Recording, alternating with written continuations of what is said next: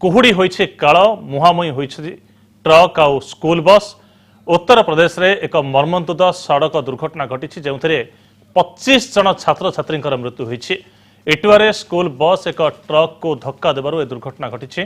घन कुहुड़ी जगु लो भिजिबिलिटी थिला एवं ए कारणरू सामनारू आसुथिबा एक ट्रक को देखि पारि नथिला स्कूल बस रो ड्राइवर।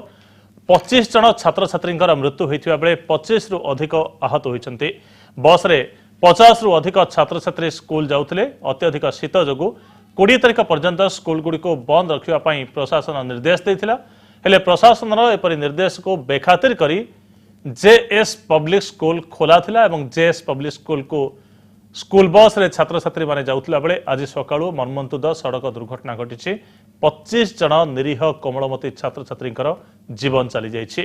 एवं गोटे पटे ओडिशा रे क्रिकेट को नहीं खूब उत्साह रही। उत्साहित अच्छा क्रिकेट प्रेमी क्रिकेट फैन तारी भितर आसुछि एक दुखद खबर। छोट कुनी कुनी पिलामानकर रक्त रे लाल हो जाइछि रास्ता एवं 25 जन छात्र छात्री उत्तर प्रदेश इटुआर कथा ये एवं जेएस स्कूल प्रशासन बंद घोषणा करथिला। सब